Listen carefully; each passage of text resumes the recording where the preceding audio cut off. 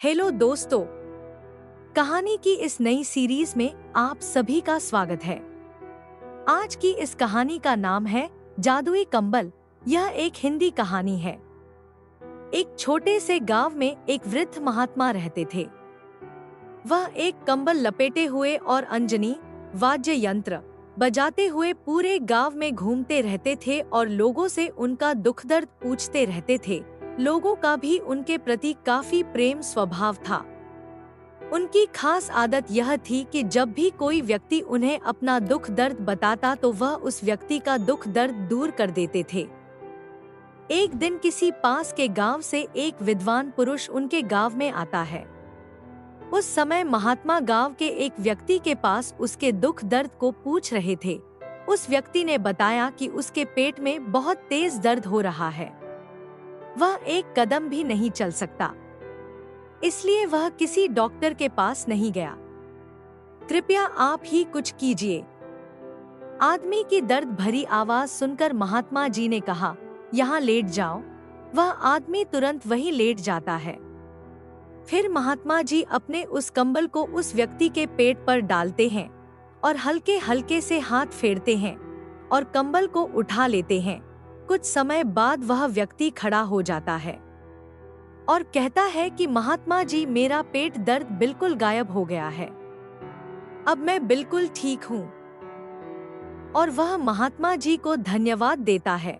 उनके इस चमत्कार को देखकर पास ही खड़े दो और व्यक्ति कहते हैं कि महात्मा जी, आपने इस व्यक्ति के दर्द को गायब कर दिया। कृपया अब इसके घर खाना खाकर ही जाएं। ऐसा सुनकर महात्मा जी कहते हैं कि अगर तुम इतने प्यार से बोल ही रहे हो तो चलो ठीक है। महात्मा जी उस व्यक्ति के घर जाते हैं और भोजन ग्रहण करते हैं। भोजन करने के बाद वह वापस अपनी कुटिया पर आते हैं। यह सब चमत्कार होते हुए वह विद्वान पेड़ के पीछे खड़े होकर देख रहा था। कुछ समय के लिए तो वह दंग रह गया कि यह सब कैसे हो सकता है। उसने महात्मा जी का पीछा करना शुरू किया। अगली सुबह महात्मा जी फिर कंबल ओढ़कर और अंजनी बजाते हुए गांव की फेरी करने के लिए निकले। वे खेतों पर टहल ही रहे थे कि एक आदमी उनके पास आया और कहने लगा, महात्मा जी, पिछले 3 सालों से मैं अपने खेतों में अच्छी फसल नहीं उगा पा रहा हूँ। काफी मेहनत करता हूँ, लेकिन फसल अच्छी पैदा नहीं होती। कृपया आप कुछ कीजिए। पहले तो महात्मा जी ने कहा, इसमें मैं क्या कर सकता हूँ? तुम्हें अपनी मेहनत पर भरोसा है या नहीं? फिर महात्मा जी उस निराश व्यक्ति की ओर देखते हैं और कहते हैं, चलो ठीक है। फिर महात्मा अपने उस कंबल को लेते हैं और खेत की मिट्टी पर हल्के से घुमाते हैं और वापस उस व्यक्ति के पास आकर कहते हैं, अब अपनी अच्छी फसल के लिए खूब मेहनत करना।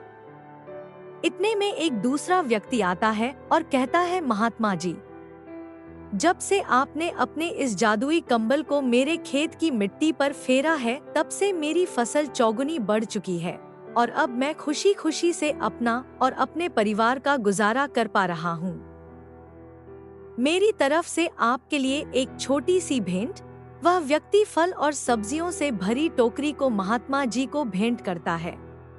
महात्मा जी उस भेंट को स्वीकार करते हैं और अपनी कुटिया की तरफ निकल जाते हैं। आज हुई सभी घटनाओं को वह विद्वान फिर से पेड़ के पीछे खड़े होकर देख और सुन रहा था। अब वह समझ गया था कि महात्मा के पास एक जादुई कंबल है।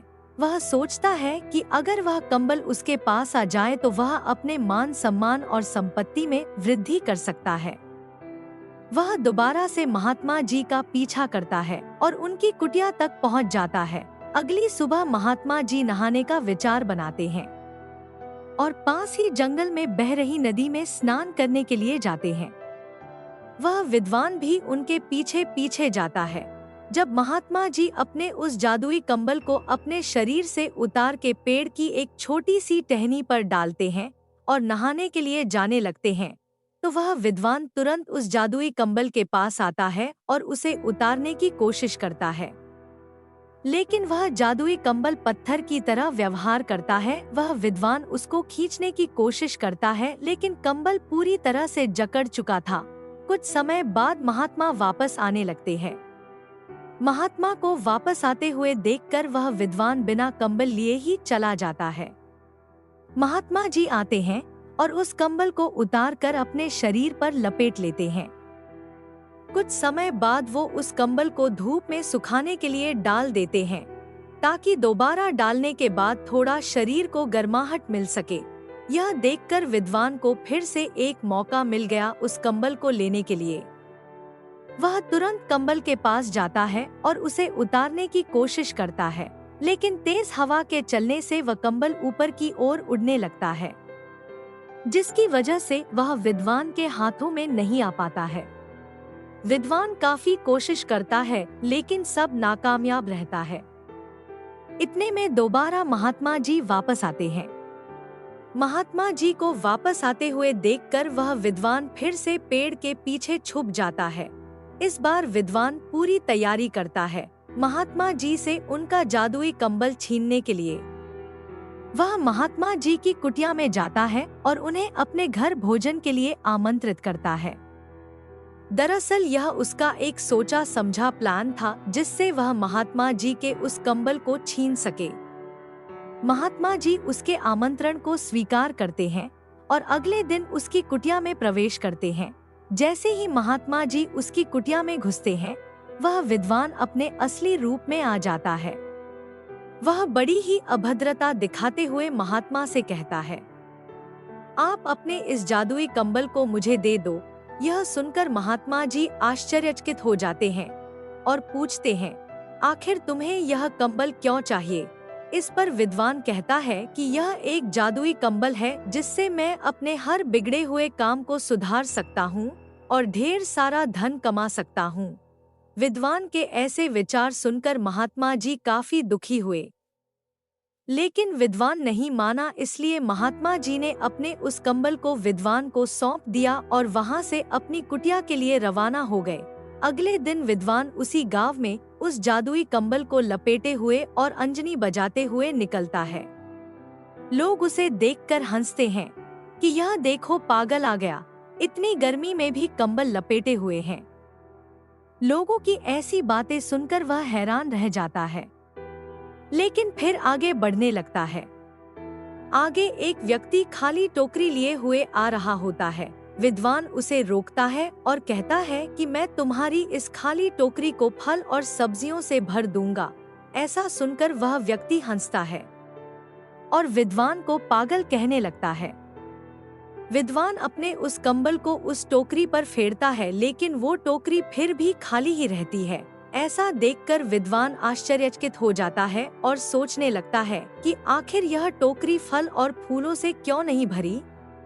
क्या यह कंबल जादू नहीं दिखा रहा है? उसके बाद आगे चलकर एक व्यक्ति अपने पैरों के दर्द के मारे चिल्ला रहा था। विद्वान उसके पास जाता है और कहता है, मैं तुम्हारे इस दर्द को दूर कर सकता हूँ। वह अपने कंबल को लेता है और उसके पैरों पर फेरने लगता है, लेकिन पैरों का दर्द खत्म नहीं होता है। यह सब देखकर विद्वान समझ जाता है कि यह कोई जादुई कंबल नहीं है। अगली सुबह विद्वान महात्मा की कुटिया में जाता है, उन्हें उसके कंबल को वापस करता है और कहता है, महात्मा जी, मुझे आपका यह जादुई कंबल नहीं चाहिए, यह मेरे किसी काम का नहीं है। महात्मा जी कहते हैं, यह कोई जादुई कंबल नहीं है, बल्कि अगर इंसान का मन साफ हो तो उसकी कही हुई बात और उसका हर किया हुआ काम सही ही साबित होता है। यह सब सुनकर विद्वान अपनी गलती को मानता है और उनसे इस गलती की क्षमा भी मांगता है। इस कहानी से आपने क्या सीखा? नीचे कमेंट में हमें जरूर बताएं।